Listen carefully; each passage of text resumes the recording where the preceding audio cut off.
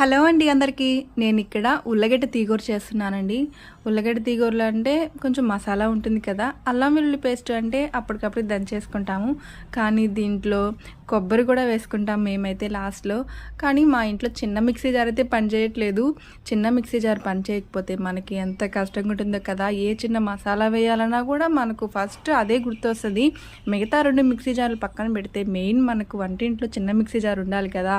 ఇక్కడైతే మాది ఏ పాటుకి ఆ పాటు చిన్న మిక్సీ జార్ అయితే ఊడిపోయిందనమాట. ఇంకా అది పక్కన పెట్టేశాము. ఇంకా నేనైతే ఇక్కడ కొబ్బరి తురిమి అలాగే చిన్న రోల్ ఉంటుంది కదా, దాంట్లో దంచి తర్వాత వేశానమాట. ఇలా అయితే అయ్యింది.